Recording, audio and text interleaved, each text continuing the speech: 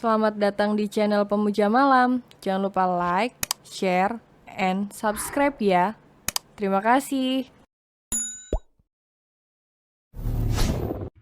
Chapter 2. Makin ganteng kalau malu-malu. Astaga, Franz menutup wajah dengan kedua telapak tangannya. Cukup lama, tapi saat Franz membuka telapak tangannya, tatapan menggoda gadis kecil itu belum hilang. Makin ganteng, Dedi kalau malu-malu, goda Ara. Lalu gadis nakal itu tertawa ngakak sampai perutnya kram. Astaga, jantung gue, batin Franz mengelus dadanya saat masuk ke dalam mobil. Kenapa bos? Tanya Ray dengan spek seriusnya pada atasan. Enggak apa-apa kok, jawab Franz sedikit gelagapan. Kita sekarang kemana? Balik ke kantor aja dulu. Oke. Tolongin tisu, pinta Franz, ternyata dia keringetan. Kakak, tadi kok lucu banget kalau Ara jahilin, apalagi Ara panggil Daddy. Tapi satu yang gak Ara suka, pemarah sama dingin gitu. Ucap Ara sambil kembali menutup kaca mobilnya. Beberapa menit kemudian, maaf ya Ara, lama. Aku ke toilet dulu soalnya, kata Bimo sambil menyerahkan kue Ara. Enggak apa-apa kok, makasih ya, senyum manja Ara sambil membuka makanannya. Bim, Ara menyuapi Bimo kue. Enak kan Bim? Enak dong, kan kamu yang suapin, kata Bimo tertawa. Alah, gombalan lama, ejek Ara. Bim, kok kamu gak mau sih Ara panggil kakak? Padahal kan umur kamu beda 3 tahun sama Ara. Apalagi bentar lagi kamu lulus kuliah, tanya Ara. Ya, karena aku gak suka, Ra. Tapi kalau kamu juga gak mau manggil nama aku, kamu boleh kok pakai panggilan lain, jawabnya fokus nyetir. Panggil apa? Bingung Ara. Terserah kamu aja, yang penting enak didengar, sambungnya. Badut, ucap Ara sambil tertawa ngakak. Iya, aku ini kan emang cuma badutnya kamu, penghibur saat kesepian. Lalu kamu tinggal saat udah datang kebahagiaan, jawab Bimo mendalam. Kok kamu jadi baper sih, Bim? Tanya Ara. Lagian, kapan Ara jadiin kamu kayak badut? Kamu kan teman satu-satunya Ara yang paling Ara sayang. Nanti bukannya kamu ya yang bakal jadiin Ara badut, kata Ara tiba-tiba sedih. Loh, kok kamu yang sedih sih, Ra? Nanti kalau kamu udah lulus kuliah, Ara temannya sama siapa? Sedih Ara. Ya, sama aku, Ra. Emang kamu pikir setelah aku lulus kuliah, aku bakalan wafat apa? Ucap Bimo sambil tertawa. Ara kesal lalu memukul Bimo yang sudah berhenti nyetir karena mereka sudah sampai di parkiran kampus. Sakit, Ra, keluh Bimo merapikan rambutnya yang diajak Ara. Ara udah serius, kamu tetap aja jawabnya main-main, kesal Ara lalu turun dari mobil. Iya, tunggu Ara tukang ngambek. Kekeh Bimo meraih tangan Ara yang berjalan cepat itu. Franz duduk di meja kerja sambil memijat pelipisnya. Lelah terlalu banyak yang dia kerjakan sedari pagi membuat lelah menyerangnya tiba-tiba.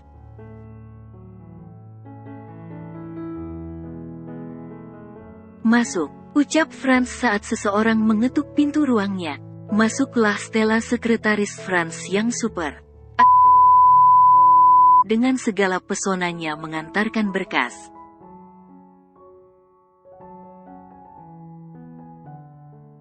Siang Pak, saya hanya ingin memberitahu kalau setengah jam lagi kita akan memulai meeting bersama Tuan Jonathan Alexander dari Singapura dan ini berkasnya.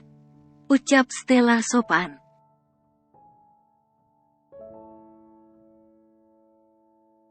Jonathan Alexander, ucap Franz. Iya Pak, ini adalah klien yang diterima langsung oleh papanya Bapak. Jawab Stella.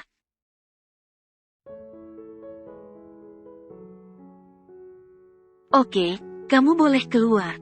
Ucap Franz dingin dan jutek. Ih, umpat Stella.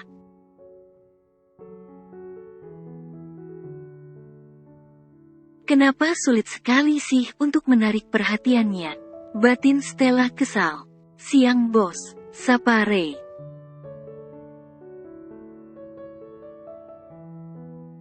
Bisa nggak kalau masuk ketuk pintu? Ucap Franz judes. Alah, bosan gue lihat wajah dingin sama ketus lo bos. Coba aja di sini ada gadis kecil itu pasti lo nggak bakal kayak gini. Jawab Ray meminum kopi yang dibawanya.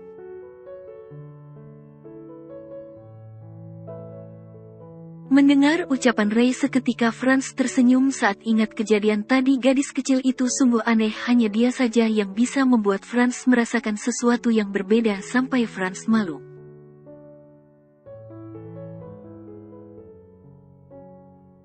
Udah berhenti bahas dia, sekarang mending jelasin sama gue tentang Jonathan Alexander, pinta Franz sambil meminum kopi Ray.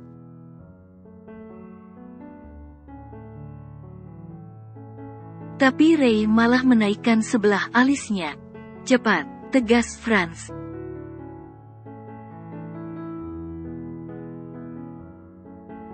Jadi Jonathan Alexander itu adalah siapa? Franz seperti orang tak sabaran padahal Ray tahu dia sedang tak fokus.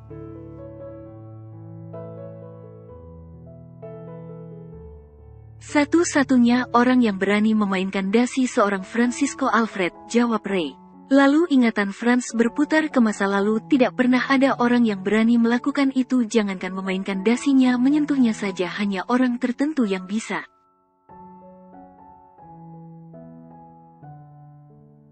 Kecuali Ara. Franz ingat nama gadis kecil itu lalu tersenyum lagi membayangkan tingkah gadis kecil itu.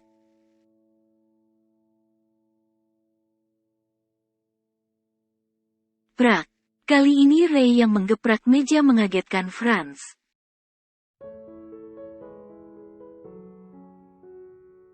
Tuh kan dalam otak lo yang ada cuma Ara. Bahkan dalam hal seserius ini lo masih mikirin dia. Ucap Ray meledek.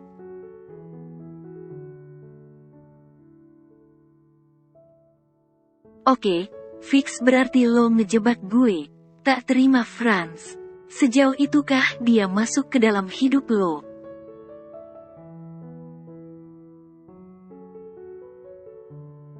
Enggak lah, masa iya ada wanita yang dengan mudah masuk ke hati gue yang udah membatu itu?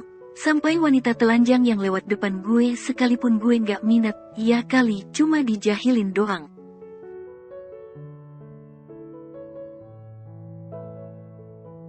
Bos ini ada undangan buat nanti malam. Ucap Ray berubah serius. Undangan buat kemana? Tanya Franz tanpa ingin melihat apalagi membaca undangan itu.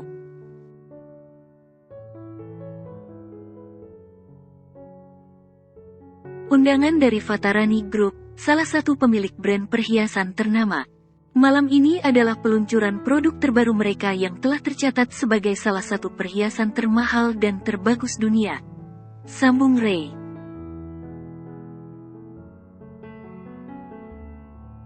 Apakah ada peluang bisnis? Ada bos. Di sana bertebaran para pebisnis dunia dan di sana juga terbuka peluang investasi serta yang paling penting di sana.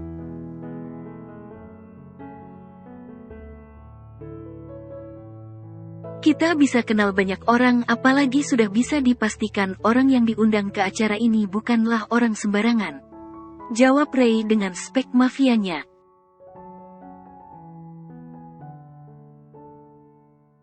Menantang, ucap Franz dengan senyum liciknya.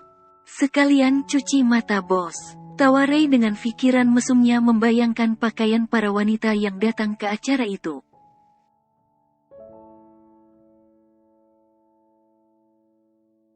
Kau hanya akan duduk di sampingku, tidak boleh pergi kemana-mana. Tegas Franz dengan jahatnya lalu berjalan keluar dari ruangannya.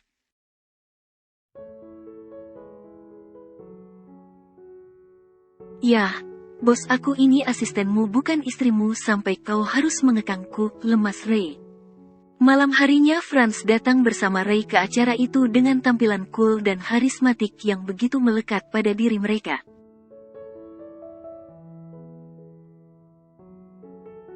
Franz menghampiri sang tuan rumah di acara yang super megah ini. "Halo Tuan Franz, terima kasih telah datang ke acara kami," sapa Nyonya Rani dengan hangat.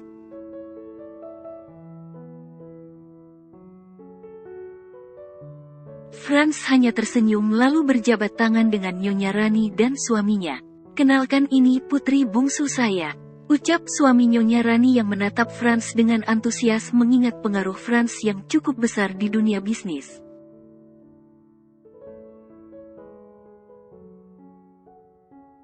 Franz melirik sekilas wanita yang sedari tadi menatapnya tanpa berkedip lalu tersenyum kecut dan pergi tanpa berminat untuk berkenalan dengannya.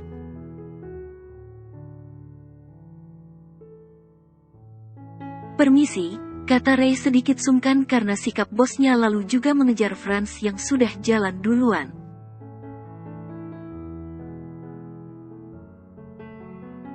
"Hei, kenapa kau bersikap begitu?" marah Ray karena merasa Franz tidak bersikap baik. "Aku tak berminat berkenalan dengannya, jika kau berminat pergilah berkenalan dengannya," jawab Franz dengan santai lalu duduk di sofa lingkar sambil meminum wine yang ada di meja.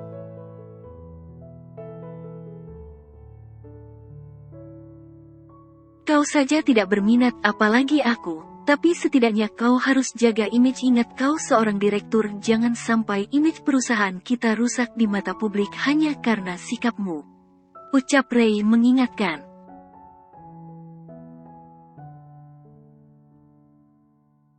"Iya, baiklah, besok aku tak akan begitu lagi," jawab Franz patuh karena merasa ucapan Ray ada benarnya juga.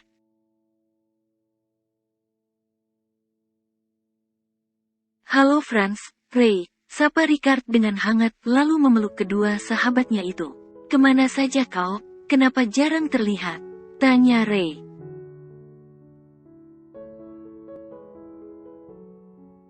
"Sering di kamar sekarang dong," jawab Ricard lalu tertawa. "Bangga banget lo nidurin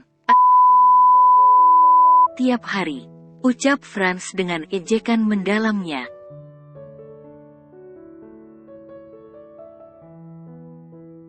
"Idih, iri," bilang bos, "bukan yang gue tidurin tapi wanita dengan booking termahal dan pelayanan yang pro," jawab Ricard tak terima.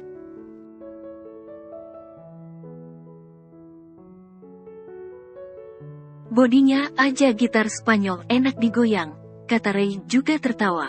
"Nanti kita booking bareng yuk," ajak Ricard yang diangguki Ray.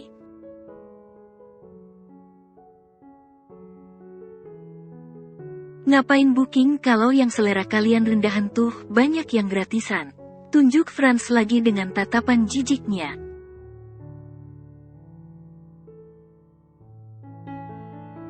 "Kenapa nih bro, serius amat?" tanya Yuda dan Marx yang baru datang dan ikut duduk bergabung. "Ini nih, dia ngatain gue tidurin tiap hari," sebal Ricard.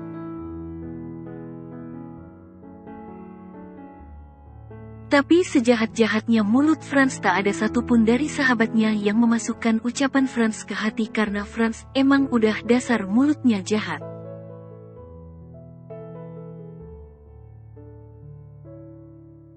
"Hahaha, kan emang kenyataan," timbal Marx.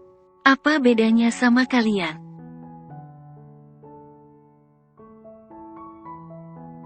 "Hahaha, santai bro, sensi amat," tawa Yuda menamparkan ringan lengan Franz.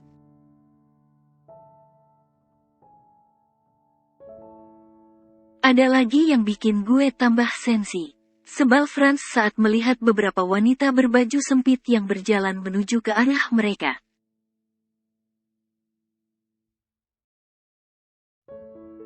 "Boleh ikut gabung?" suara lembut salah satu dari wanita itu. "Boleh, ayo duduk," ucap Ray mempersilahkan yang membuat Franz semakin mempelototinya.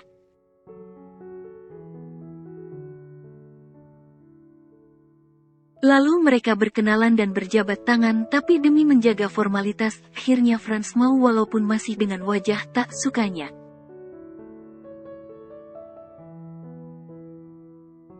Tapi saat Franz aku berjabat tangan, Daddy, tatapan gadis nakalnya membuat Franz terpaku.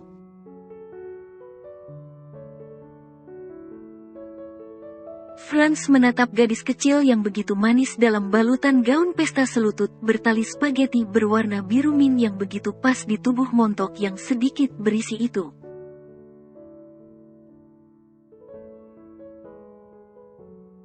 Begitu manis, tidak terlalu tinggi dan tidak tapi menatap tubuh empuknya benar-benar membuat lelaki gerah dan ya wajahnya yang imut dengan riasan sederhananya membuat lelaki takjub.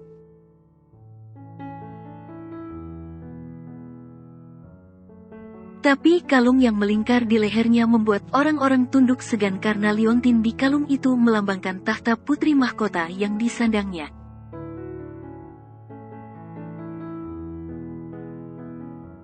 Ternyata tak hanya Franz yang menatapnya, tapi semua orang. "Sini nak," ucap Daddy Ara.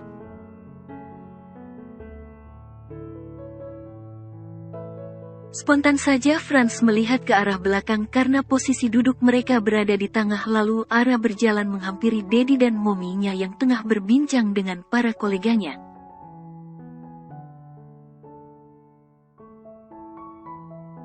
"Maafin Ara telat ya Mom." "Daddy," ucap Ara.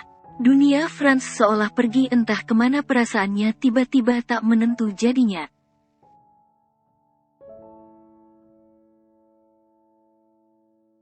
"Franz," panggil Yuda karena tiba-tiba Franz terdiam.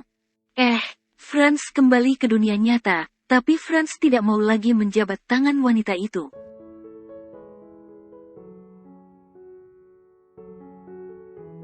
"Sombong sekali," ucap Bella lalu tertawa bersama kedua sahabatnya. Tapi tatapan menggoda Ray yang seolah tahu apa yang sedang difikirkan Franz sampai dia tak tenang begini, membuat Franz jadi emosi sendiri karena makhluk planet itu terus menggodanya, bahkan berani menaikkan sebelah alisnya.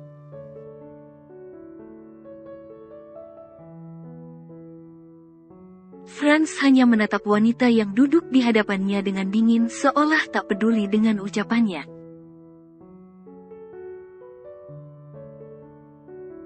"Ayo silahkan minum Nona," ucap Marx setelah selesai menuang wine ke gelas, lalu mereka tos kecuali Franz yang sombong itu.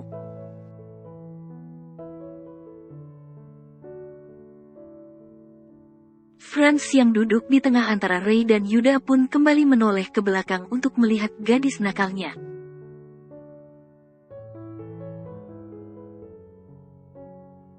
Tapi kok hilang? Franz mencoba mengubah arah pandangnya mencari-cari gadis nakal itu, tapi tidak ada sama sekali.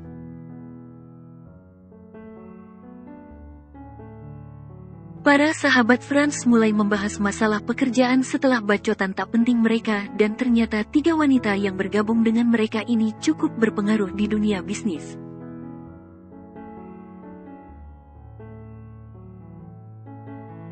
Ya, walaupun tidak fokus, tapi Franz sedikit menyimak percakapan mereka. "Sial, kenapa aku begitu ingin melihatnya lagi?" Batin Franz mengelus pelipisnya, tak biasanya dia begini.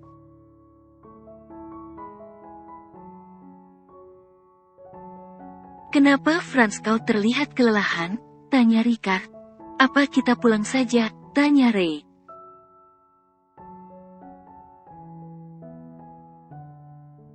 "Jangan dong, kan acara intinya belum mulai," jawab Marx. "Apa kau ingin kupijit, Sir?" ucap salah satu dari wanita dengan spek menggodanya.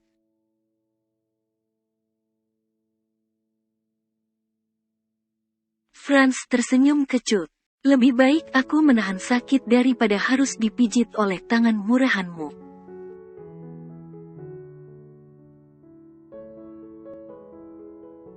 "Jangan masukin hati ya Nona, dia memang sedikit aneh pada wanita," jawab Ray yang merasa sungkan karena ucapan bos sekaligus sahabatnya yang kelewatan itu.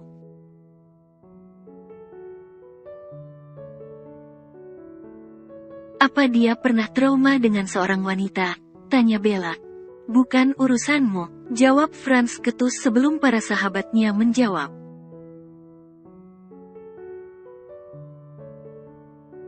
Franz tetap saja tak tenang pandangannya, terus saja berpindah-pindah menyusuri setiap sudut. Cari arah ya.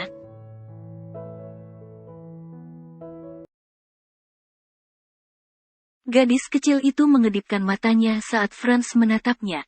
Astaga, Franz memegang dadanya yang tiba-tiba tidak aman.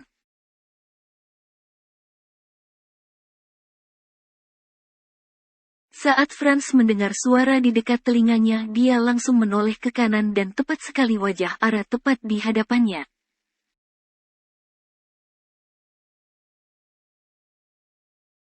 Karena gadis kecil itu sedang menunduk di belakang sofa yang Franz duduki bersama temannya.